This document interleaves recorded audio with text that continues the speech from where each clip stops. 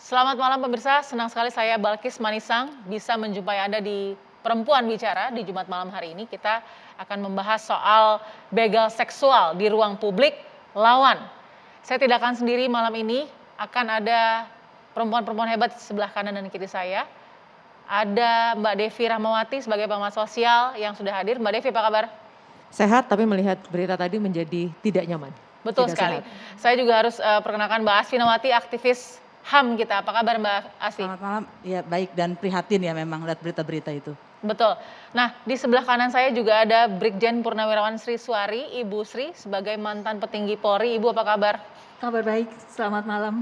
Ini saatnya kita bicara. Baik, tepat sekali Ibu. Saya juga sudah mengundang Mbak Zoya Amirin sebagai seksolog kita. Apa kabar Mbak Zoya? Sehat, makasih. Alhamdulillah ya, terima kasih Mbak Zoya. Harus ada Mbak Zoya di malam ini, juga harus ada Ibu Sri dan Mbak Devi serta Mbak Asfinawati. Kenapa? Karena sudah saatnya perempuan bicara begitu ya, untuk kemudian menyuarakan hal ini sangat prihatin sekali. Kita tahu begal seksual ya, meskipun definisinya pun harus kita perbincangkan gitu ya. Tapi ini terjadi di ruang publik secara terbuka dan sudah banyak yang tertangkap karena sekarang sudah dengan teknologi kamera pengintai atau CCTV juga ya, pengawas ya, mohon maaf. Ini kita sangat prihatin. Kita akan bahas juga ya, melihat pelecehan seksual seperti apa. Kita lihat dulu informasinya. Itu dia, sangat prihatin dan ironis sekali. Sudah saatnya kita lawan ya, begal seksual yang terjadi di ruang publik.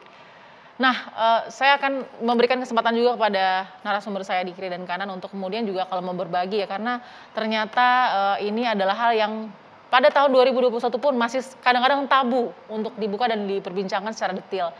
Kami juga membuka line interaktif bagi pemirsa yang ingin berbagi, khususnya mungkin pada perempuan ya, yang sulit bersuara atau sukar bersuara karena tidak punya tempat dan tidak didengar bahkan jika memang sudah sempat bersuara. Kami akan mencoba berbincang juga dengan Anda. Silahkan Anda bisa menghubungi 021 2253 5378 atau nomor telepon yang ada di layar kaca. Silahkan menghubungi kami. Oke, first question, ini pertama ya, pertanyaan saya adalah, apakah kita sudah masuk ke momen di mana darurat begal seksual karena ignorance atau acuh tak acuh kita? Atau memang sudah tidak ada ruang perlindungan bagi perempuan khususnya yang menjadi korban begal seksual? Saya mau ke Ibu Sri dulu. Silakan Bu. Terima kasih Mbak Bilkis. Ya. Apakah hari ini tidak ada perlindungan? Ya. Kalau kita melihat fenomena yang muncul bertubi-tubi, kalimat itu tidak berlebih. Tetapi negara ini kan eksis. Ya. Tetapi rasa perlindungan itu tidak ada. Nah, ada beberapa hal penyebabnya. Konstruksi hukum kita memang mempersyaratkan sejumlah persyaratan yang normatif. Nah, ketika persyaratan normatif itu tidak dipenuhi, maka hukum bukanlah menjadi jalan untuk melawan. Oke. Judul hari ini sangat menarik. Mengapa menarik? Lawan. Ya. Kata lawan inilah yang perlu kita maknai, kita jabarkan seluas mungkin. Oke. Hukum adalah hanya salah satu jalan untuk melawan. Oke. Jalan lain masih tersedia banyak. Oke, jadi hukum hanya satu saja ya? Hanya salah satu. Oke, apakah sudah masuk darurat Ibu? Ya, Sudah darurat. Kita katakan darurat karena perempuan itu adalah manusia. Oke. Perempuan itu tiang negara. Perempuan itu pelanjut keturunan. Kalau perempuan dilecehkan, maka keturunannya juga dilecehkan. Baik. Bangsa ini dilecehkan, negara ini dilecehkan. Baik. Begitu. Oke, Ibu kalau kita nggak apa-apa, kita tawarkan untuk buka masker senyaman Ibu ya. Saya ingin ke Mbak Zoya juga. Mbak Zoya, darurat atau tidak itu pilihannya kepada siapa sih kita harus mengatakan darurat atau tidak, dan apakah darurat begal seksual di ruang publik? Kalau masalah darurat atau tidak, kalau saya melihat darurat kan artinya seberapa besar sih ini mengganggu harkat hidup kita sebagai manusia. Ya. Seberapa besar kita merasa ini adalah aman untuk berekspresi sebagai perempuan gitu. Kenyamanan-kenyamanan ini yang kenapa saya bisa katakan darurat karena tidak didapatkan lagi. Ya. Kayak misalnya ya gimana ya, dari tahun 2016-2017 RUU PKS keluar masuk prolegnas gitu ya. Dan Jadi kalau misalnya dikatakan darurat, tapi ada segelintir orang dengan privilege-nya tetap mengatakan, tetap mencoba mungkin merubah undang-undang, ini kan tidak menciptakan ruang aman gitu ya. Memang tadi Bu Sri mengatakan bahwa ini adalah salah satu cara. Tapi kalau saya di lapangan, kepentoknya itu ya memang saya sebagai seksolog ataupun sebagai psikolog adalah mendampingi kan. Ya. Nah seringkali mau mendampingi pun mereka yang sudah berani bicara terjebak oleh hukum Mbak gitu karena mau melaporkan mau ini kurang bukti gitu ya.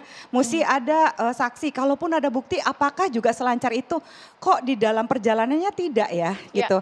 Dan seringkali kenapa jadi patah arang karena semangat untuk melaporkan itu lebih sering bisa dipenuhi oleh netizen bahkan.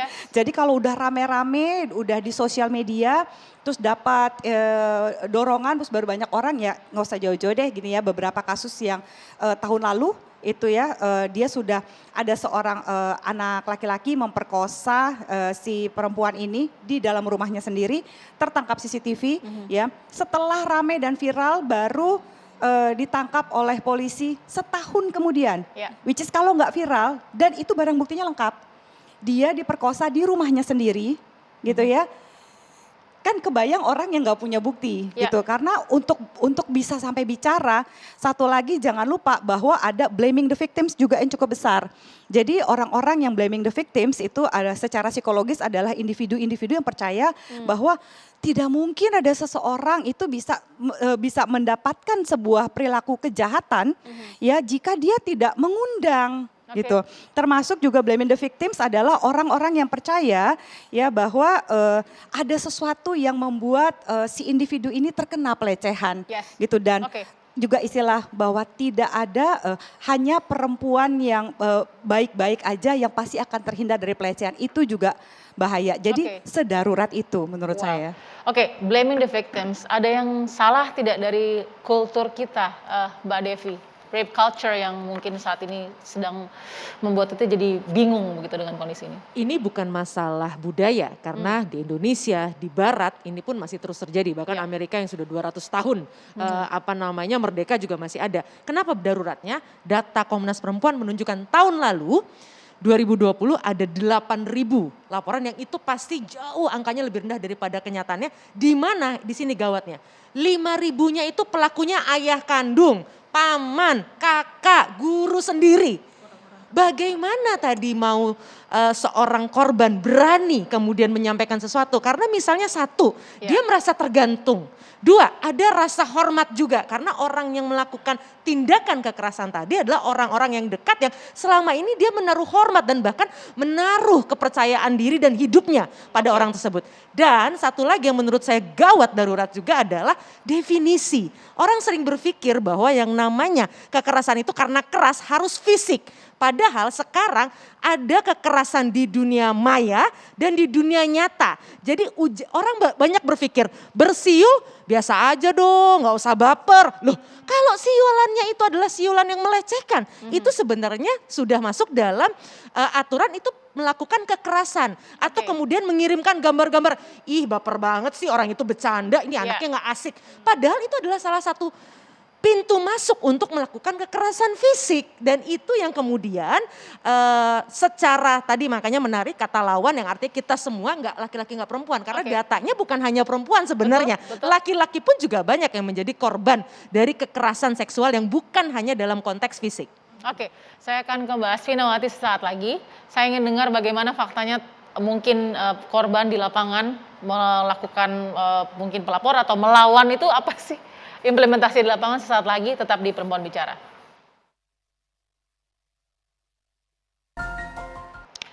Terima kasih Anda masih bersama Perempuan Bicara. Saya harus membacakan dulu data sebelum saya ke Mbak Asvinawati.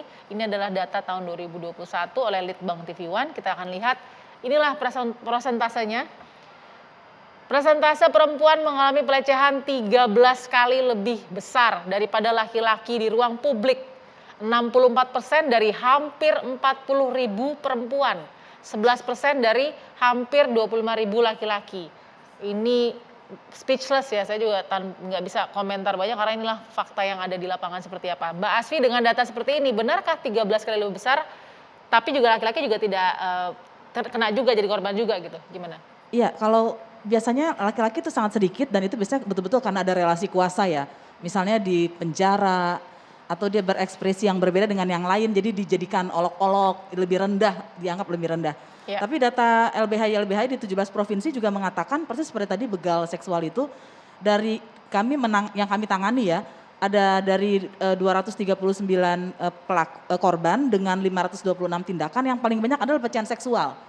Pelecehan seksual itu ada 149 sendiri. Dan celakanya di Indonesia kan belum ada hukum tentang pelecehan seksual. Jadi nggak ada. Yang ada itu di dalam kitab undang-undang hukum pidana hanya perkosaan, pencabulan, dan melakukan hubungan seks dengan orang yang di bawah umur atau di bawah kekuasaannya gitu ya. Jadi pelecehan seksual yang tadi paling banyak kita lihat itu nggak ada hukumnya. Jadi betul kata Bu Sri. Bagaimana dia bisa lapor polisi dan pengalaman kami kalau lapor polisi ditolak sama polisi dan kita juga paham pasalnya nggak ada gitu ya. Apa sih alasan penolakan tadi, Mbak Asfi?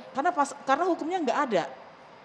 Kalau luring, daring gitu ya, daring kita masih bisa pakai undang-undang ITE meskipun itu tidak persis gitu ya. Itu pasal karet dan korban banyak juga yang dijadikan pelaku gitu kan, kayak Baik Nuril. Iya. Nah, dan karena nggak ada hukumnya ini, maka mekanisme perlindungan kepada korban tidak ada. Dan paling banyak juga itu salah satunya di tempat kerja. Iya. Itu laporan ada serikat buruh begitu. Nah, bagaimana mereka bisa melaporkan atasannya? Kalau nggak ada mekanisme perlindungan, nanti ada tindakan balasan dong. Iya, apalagi supervisornya persis di atas dia gitu. Betul. Tadi juga diangkat misalnya mahasiswa. Jadi ini memang masalah yang sangat darurat. Oke, saya juga tadi lihat ada beberapa ruang ibadah ya, justru ya itu ruang publik, ruang ibadah, justru kemudian ada kesempatan diambil oleh para pelaku-pelaku begal seksual tadi. Oke, saya mau terima telepon yang sudah tersambung dengan kita ya. Saya akan coba menyapa Ibu, saya sebutkan namanya ya, Ibu Ipung dari Bali. Selamat malam Ibu Ipung. Malam Mbak Balkis. Baik, Ibu Ipung, silahkan Ibu berbagi apa yang mungkin menjadi pengalaman Ibu Ipung. Iya, mungkin ini baru seumur hidup saya harus menahan hampir sekitar puluhan tahun. Saya baru bisa mengungkap ini. Karena selain saya sendiri mengalami juga teman pas saya naik motor, sama juga asisten rumah tangga saya. Saya sendiri mengalami pada saat saya naik sebuah angkutan umum, saya duduk di belakang sebelahnya supir, pas di belakangnya supir itu ada seorang penumpang laki-laki tiba-tiba mengeluarkan kelaminnya dan langsung sampai, jujur saya tidak bisa menjelaskan lagi intinya sampai itu saya langsung bilang sama supir, stop Pak, saya mau turun. Akhirnya saya turun situ, saya lama menenangkan diri sampai saya baru melanjutkan lagi mengambil angkutan yang baru. Terus yang kedua saya mengalami pas depan rumah saya.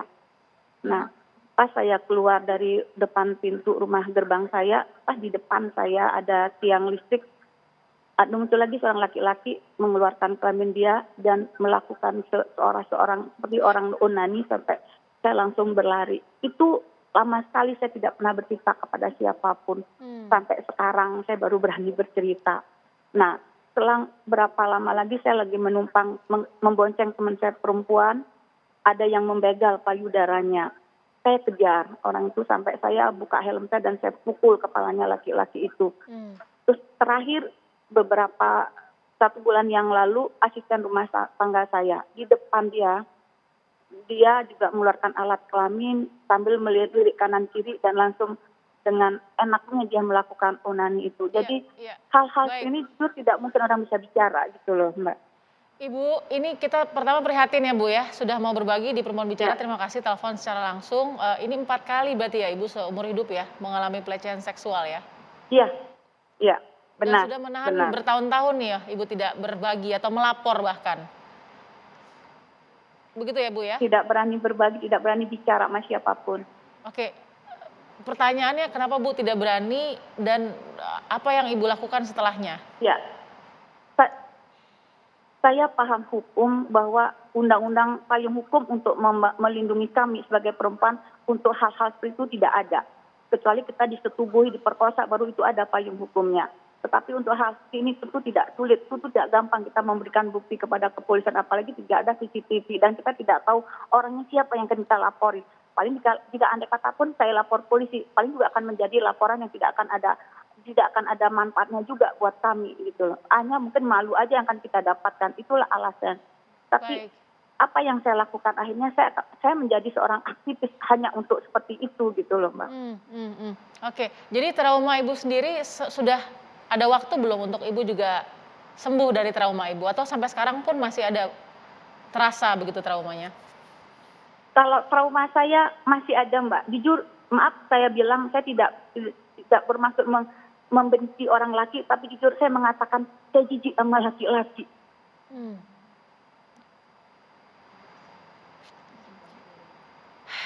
Iya, Bu. Iya, Jadi makasih, Mbak. sampai tidak bisa baik-baik saja gitu ya, kalau harus bersosialisasi dengan lawan jenis begitu ya, Bu? Iya, Sampai Benar, sekarang, Mbak, benar. sampai sekarang Ibu. benar sampai sekarang mungkin itu masih saya alami. Baik Ibu, oke saya turut prihatin Ibu Ipung. Mungkin Ibu Sri bisa menyampaikan sesuatu nih.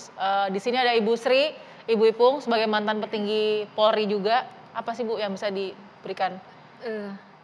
Bu Ipung kejadiannya sudah terlampau lama. Mungkin saat itu kemajuan IT juga masih ada di garis belakang, Iya. sehingga tapi ada pemikiran rasional ketika dia memilih diam, Oke, meskipun trauma itu tetap membekas. sampai Nah, sekarang. Ya. pada hari ini, Bu Ipung sudah memberikan kesaksian tentang bagaimana luka itu. Ya. Akhirnya dia membenci terhadap lawan jenisnya. Dia membenci laki-laki, padahal tidak semua laki-laki Ya. seperti itu. Ya. Nah, tapi akhirnya hasilnya adalah membenci laki-laki Ya. yang tidak hanya merugikan dirinya, tetapi juga merugikan semua pihak. Nah, pada malam ini, kata lawan inilah yang ingin kita ekspresikan. Oke. Bagaimana mengekspresikan perlawanan itu dalam kesesungguhannya. Ya. Kalau tadi Bu Ipung itu berhenti pada diam, kemudian dia menjadi aktivis, itu benar. Yes. Walaupun sekian. Nah, sekarang yang paling mudah adalah bersuara. Ya. Bersuaralah. Nah, bersuaranya kemana? Orang pertama-tama memilih bersuara kepada polisi. Ternyata tidak mulus. Ketika dia di ruang publik, terjadi di ruang publik ada pasalnya, 281 tentang kesopanan. Ada pasalnya, 281 tentang kesopanan.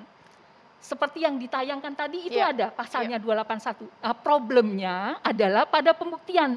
Tapi hari ini kalau seperti itu pembuktiannya telat banget. Iya. Nah, yang ingin saya katakan, ketika Anda bersuara, jalurnya apa saja, hampir semua kita punya sosmed. Ya. Facebook, Twitter, Instagram. Ya. Anda berani berbicara di situ, saya pastikan polisi yang memiliki wilayah di mana TKP ada akan turun. Oke. Saya berani mengatakan itu. Baik. Akan turun melakukan penyelidikan. Baik. Setidak-tidaknya mereka akan berbicara kepada penguasa daerah. Baik. Di tempat itu tidak di-cover oleh CCTV. Ya. Tolong Pak Lurah kan sekarang ada dana desa. Ya. Di sana pasang CCTV, ini ada kejadian ini buktinya. Baik. Nah, tindakan hukum nanti tunggu korban melapor.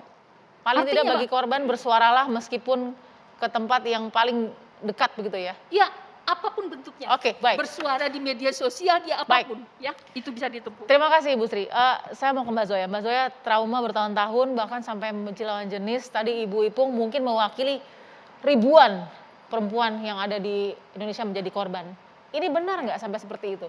Ya, yang dialami oleh Ibu Ipung juga dialami oleh banyak perempuan. Jadi bukan hanya perempuan, tapi siapa saja yang mengalami pelecehan seksual ya. Jadi pertama-tama biasanya ketika mengalami pelecehan seksual ada rasa bersalah gitu ya. Seolah-olah ada sesuatu yang saya lakukan, sesuatu yang saya pakai gitu ya. Ada ya biasalah gitu, salah satunya juga memang budaya patriarki juga gitu ya. Tapi ada kepercayaan bahwa ada sesuatu yang saya lakukan yang menarik hal itu, apalagi terjadinya sampai berkali-kali. Ya. Kalau boleh saya sarankan kepada Ibu Ipung ya. Mudah-mudahan Ibu Ipung masih bisa mendengar ya Mbak Zoya. Mintalah bantuan ya, konseling, karena bagaimanapun juga Anda terpapar berkali-kali gitu ya. Jadi ketika sekali Anda terpapar, Anda mengalami trauma, lalu terjadilah post traumatic stress disorder. Ya, Anda terpapar pada hal yang membuat Anda shock gitu ya.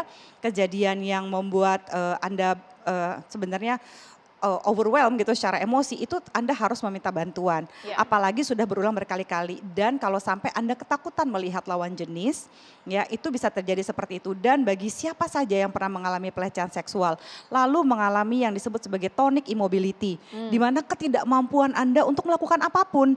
Ya, jadi jangan menyalahkan diri Anda, maafkan diri Anda sehingga Anda jadi kuat untuk bisa bersuara.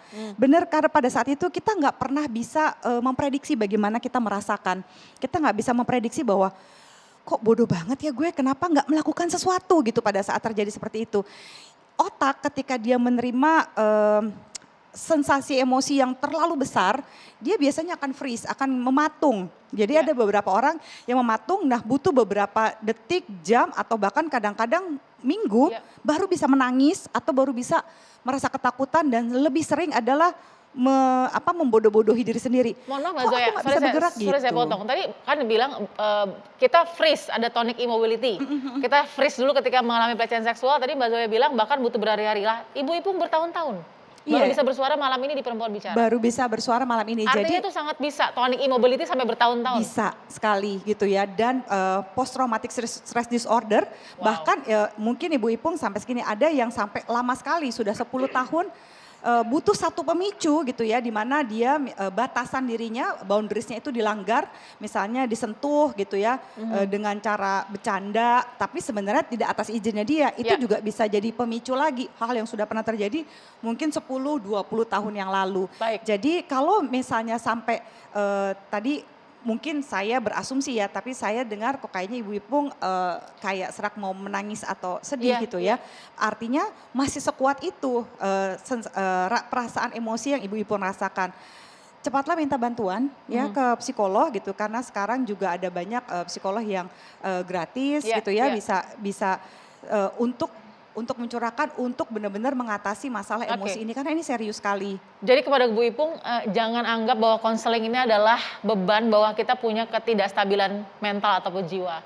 Justru jadikan konseling itu teman ya, waktu untuk kemudian kita membenahi diri, teman terbaik kita yaitu diri kita sendiri. Oke, saya mau ke Mbak Asfi. Mbak Asfi, trauma tadi bertahun-tahun ya, dan hukum yang ternyata hanya jadi salah satu faktor, dan Ibu juga tadi bilang ya Bu ya, harus cepat, ini nggak bisa cuman kita mungkin kepada hukum saja. Gimana Mbak Asfi?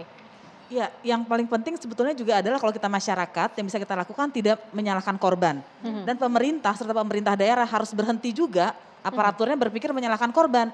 Kalau korban yang salah, maka penerangan lampu jalan nggak dibuat.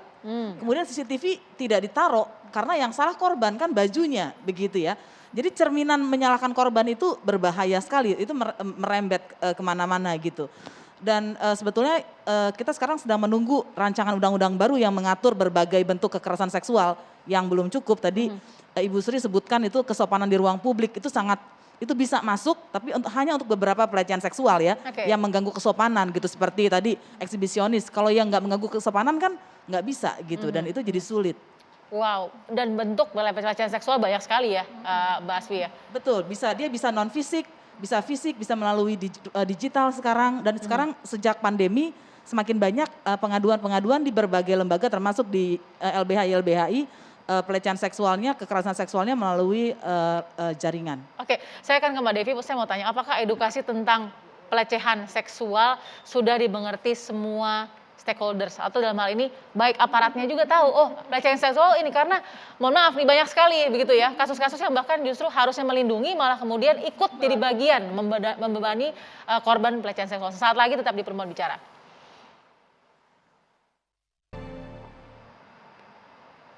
Iya baik, kita kembali di Perempuan Bicara. Mungkin beberapa tayangan yang kita tampilkan tadi membawa sedikit ketidaknyamanan ya, apalagi dengan bumbu-bumbu keisengan dan mungkin bercanda dan lain-lain, tapi kita harus suarakan di Perempuan Bicara.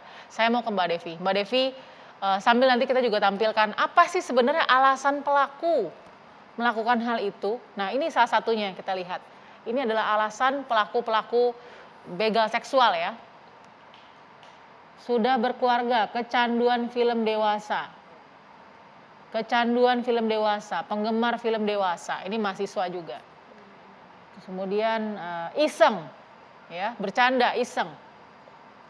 Seperti tidak ada pekerjaan lain yang lebih bermanfaat, jadi perkataannya iseng begitu ya. Ini juga ada lagi punya istri dan kemudian punya anak, tapi tetap melakukannya. Nah, Mbak Devi, siapa sih pelaku-pelaku ini di society kita? Gini, kalau tadi ada trauma karena beliau mengalami 4 kali perlakuan. Ya. Saya pribadi mengalami trauma yang telat karena persoalan edukasi. Jadi ini mungkin baru pertama kali saya announce secara publik di nasional. Dulu waktu saya SD kelas 5, itu ada seorang guru yang saya baru tahu belakangan itu adalah pelecehan. Kami nggak paham itu pelecehan. Bahkan di antara kami waktu itu membicarakan, oh ya udah nggak apa-apa, paling dipegang bagian dada kamu. Saya nggak mau menyebut dengan bahasa yang lain. Ya. Oh oke, ya udah gitu. Itu terjadi dan trauma saya telat, rasa marah saya telat. Nah, ini di sini kenapa pendidikan seksual itu jangan dimaknai pendidikan untuk mengajari orang melakukan hubungan seks, bukan. Pemahaman tentang bahwa tubuh ini bahkan ibu sendiri, ayah sendiri, kakak sendiri tidak berhak. Ini yang menurut hemat saya keliru, bahkan kalau ditanya siapa pelakunya, tadi jelas ada mengatakan bahwa dia iseng. Karena gini, orang tidak tahu bahwa misalnya membujuk, menjanjikan, menawarkan sesuatu gitu ya, tapi bernuansa seksual, itu sudah pelecehan. Pertanyaannya ketika ibu Anda, adik Anda, anak Anda diperlakukan demikian, Anda rela tidak? Tapi banyak yang kemudian saling mentertawakan di grupnya sendiri. Bahkan mohon maaf, kadang-kadang sebagian perempuan sendiri karena ketidaktahuannya turut tertawa misalnya. Ini salah satu yang menurut hemat saya sangat berbahaya. Tapi di sebagian kota, di sebagian sekolah sudah beruntung. Anak-anak sekarang sudah berani bicara, bahkan mengadu. Pak, Ibu guru, ini ada orang yang tadi megang alat kelamin saya. Oh itu cepat langsung diproses. Ya. Karena anak itu sudah berdialog, Terbekali sudah diajar. Yes. Nah ini salah satu hal yang menurut hemat saya tolong sekali jangan ada satupun pihak yang melarang adanya pendidikan tentang bahwa tubuh ini sangat suci. Ya. Tidak boleh sembarang orang melakukan hal-hal yang bahkan sifatnya tadi atas dasar ingin melindungi, atas dasar kasih sayang, padahal itu adalah cara menipu yang dilakukan, manipulatif yang dengan sengaja dilakukan oleh para pelaku tadi. Oke, Mbak Zoya, saya ingin tahu alasan apa sih yang common reason yang sering dikatakan pelaku, kenapa dia melakukan pelecehan seksual? Pelecehan seksual dan perkosaan itu kadang-kadang tidak hanya masalah seks, tapi lebih banyak masalah power. Bahwa dia ingin menguasai si individu ini ya melalui seksual. Kenapa? Karena seksual itu paling ekstrim. Seksual itu paling memalukan. Karena dia tahu ketika dia melecehkan dan menguasai si orang ini secara seksual, orang ini akan malu untuk melaporkan. As if itu adalah kesalahan si korban. Bahwa aku sudah sudah membuat kamu jadi tidak suci lagi. Kamu sudah sudah damage good gitu ya. Udah nggak oke lagi, udah nggak bagus lagi. Dan dia merasa bisa menguasai itu gitu ya. Jadi ada banyak yang bahkan percaya bahwa gitu ya, ada individu yang bahkan percaya bahwa sebenarnya ada perempuan kok yang memang menyukai itu. Gitu. Jadi bahkan ada beberapa kasus pelecehan seksual, bahkan perkosaan ya, setelah melakukan pelecehan seksual ataupun pemerkosaan, si pelaku itu datang sendiri dan mengajak berkencan lagi as if tidak pernah terjadi apa-apa. Karena dia merasa bahwa ya kadang-kadang perempuan memang perlu begitu. Atau kadang-kadang perempuan itu suka mengatakan iya untuk tidak gitu ya. Suka jinak-jinak merpati seolah-olah itu adalah tantangan. Ya. Nah ketika kita berbicara mengenai konsensual antara dua orang dewasa. Itu kita sedang mengajarkan mengenai otoritas tubuh. Bahwa dari yang seks edukasi yang disebut sama Mbak Devi tadi. Dari kecil seorang anak harus dikasih tahu. Nah tidak ada bagian tubuh manapun ya manapun yang disentuh oleh orang lain dan kamu merasa tidak nyaman, itu adalah pelecehan. Ketika datang anak kecil dicubit pipinya dia nggak nyaman, itu udah bentuk pelecehan. Saya ambil sedikit ya tadi dari Mbak Devi. Mbak Devi bilang yang ironinya ada perempuan yang menertawakan perempuan lain menjadi korban pelecehan.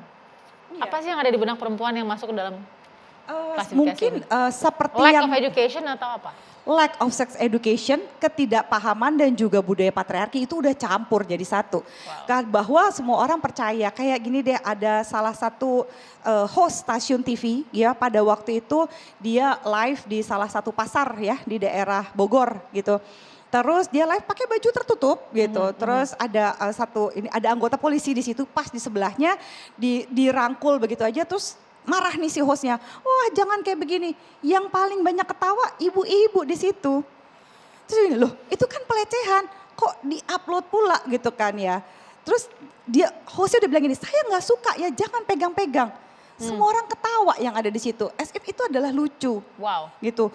Buat saya, waduh, dan polisnya juga udah Mbak, jangan dimarahin. Di pelaku itu dipinggirin, dirangkul sama polisi, si Mbak hostnya ditahan. Udah Mbak, tenang. Ini kan udahlah gitu, jangan dimarahin lagi.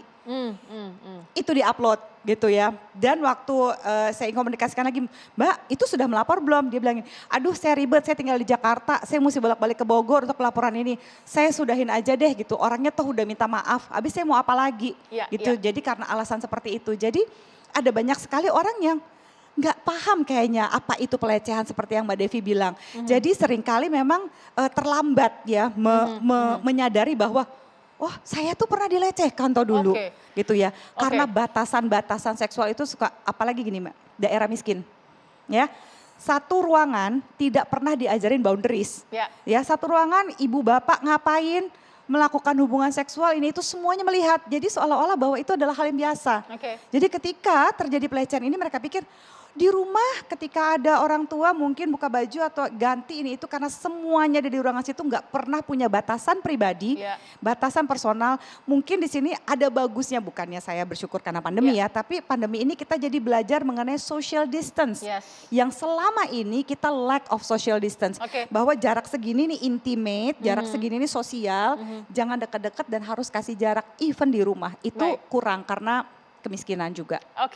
Saya akan ke Ibu Sri, saya akan ke Mbak Asfi. Saya mau tanya juga bagaimana kita saat kemudian mengalami pelecehan seksual, apa yang harus kita lakukan? First, second thought, apa yang harus kita lakukan dalam langkah-langkah kita. Dan kita juga masih buka line interaktif bagi Anda yang mungkin pernah mengalami kejadian pelecehan seksual ya di Perempuan Bicara. Sesaat lagi.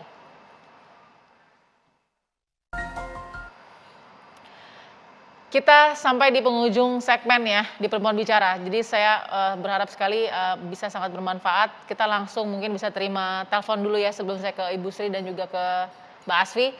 Ada yang sudah tersambung dengan Mas Dewa. Selamat malam Mas Dewa. Selamat malam. Baik Mas, silakan berbagi Mas bagaimana pengalamannya. Dengan waktu yang pendek, jadi saya mau cerita ibu-ibu narasumber semua, Mbak Balkis.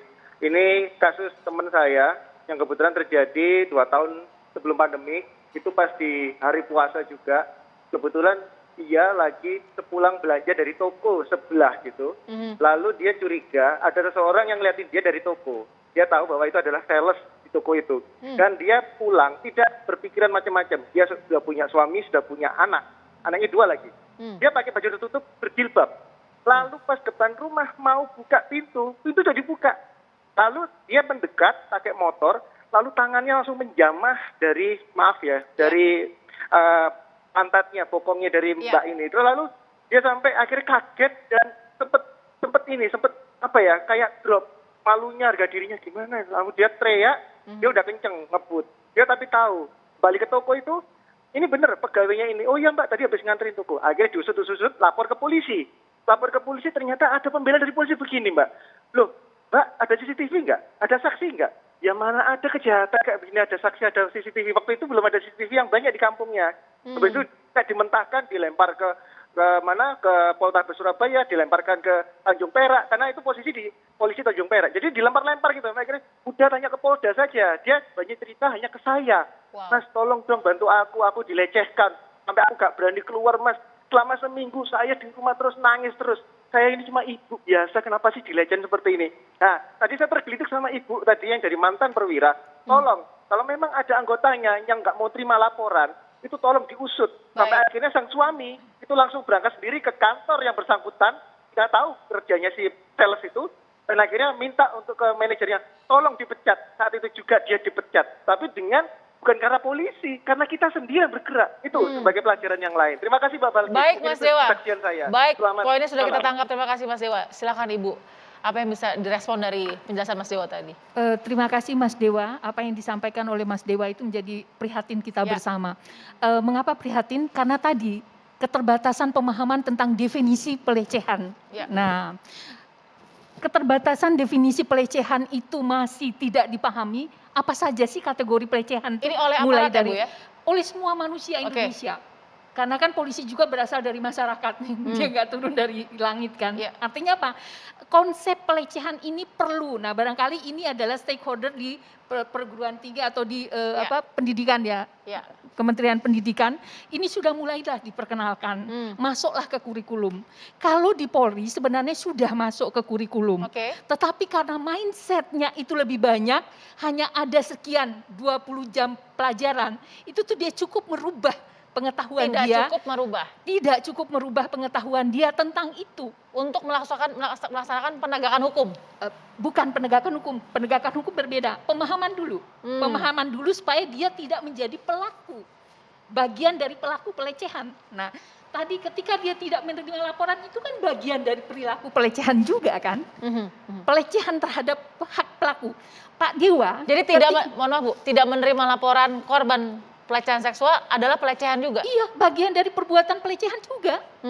Nah, tetapi ini pelecehan yang bisa berkonsekuensi hukum. Ya. Ketika polisi menolak laporan pasti ada alasannya. Oke. Kalau alasannya tepat, benar adanya.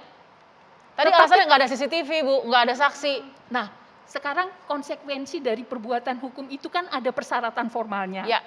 Tetapi kan idealnya yang diharapkan polisi kan menjadi pengayom. Hmm. Semestinya tidak serta-merta menolak. Membantu memfasilitasi, mempertemukan antara korban. Ya. Kan ini polisi wilayah. Ya. Nah itu. Nah kalau seandainya ada kejadian seperti itu, sekarang tidak dimungkinkan hidup. Karena itu bisa dilaporkan ke kode etik atau ke propam. Ya. Nah itu. Jadi sekarang polisi terus berbenah. Oke. Terus berbenah. Jadi penolakan laporan itu secara normatifnya. Baik. Karena memang tidak bisa diproses secara hukum. Oke. Karena minimal harus ada 2 alat bukti. Nah itu Wow, persoalannya. Nah, oke. tetapi kan ada jalur lain. Jalur melalui secara musyawarah. Oke. Contoh tadi. Jangan sampai suami yang turun tangan. Kalau memang dia berbuat, mungkin dipecat dulu. Kalau dia mengaku di situ berarti ada kalau dia sampai mengaku perbuatannya berarti kan ada keterangan. Oke. 2 bukti terpenuhi gitu loh. Baik. Itu maksudnya. Nah, Oke. satu lagi Mbak. Pada kesempatan ini judul ini belum terjawab. Hmm. Lawan. Nah, satu hal tadi sudah disampaikan oleh Mbak Joya. Ketika korban berani bicara, berarti korban itu sudah menjadi pejuang. Ketika dia berani berbicara, dia tidak lagi menstimuli atau membiarkan korban itu bergentayangan. Iya. Setidak-tidaknya mengerem korban, kemudian membangkitkan keberanian orang-orang lain, dunia di luar sana, Oke. untuk berani berbicara. Itu lawan. Nah, itu adalah senjata utama. Jadi jangan semata-mata hukum. Baik. Kita gunakan segala cara. Baik. Nah, Kita tangkap Bu, maksudnya. Saya mau ke Mbak Asfi, kenapa? Karena tadi 20 jam pelajaran saja untuk pemahaman bagi para penegak hukum tidak cukup untuk mengubah mindset soal pelecehan seksual. Mbak Asfi ada data apa tentang tadi, education tadi? Iya, jadi data-data yang saya sebutkan tadi pelakunya itu 4 teratas itu mahasiswa, karyawan swasta, wira swasta dan dosen. Dengan pendidikan pasca sarjana itu ada 57 orang. Tetapi jangan salah, semua jenis pekerjaan itu ada. Mulai dari anggota legislatif, guru agama, maaf ini ASN, TNI, aparat hukum. Artinya apa? Tingginya pendidikan pada umumnya tidak memberikan kesadaran yang lebih. Tidak menjamin. Tidak menjamin orang menyadari harus menghormati perempuan, tidak melakukan pelecehan seksual atau kekerasan seksual lainnya. Karena ini ada kasus perkosaan juga. Artinya dunia pendidikan kita kan gagal. Dan sebetulnya RUU yang terkait dengan kekerasan seksual yang sekarang sedang dibahas di Balik itu juga mau mainstreaming agar ada pendidikan yang menyadarkan orang menghormati sesama manusia termasuk perempuan begitu ya.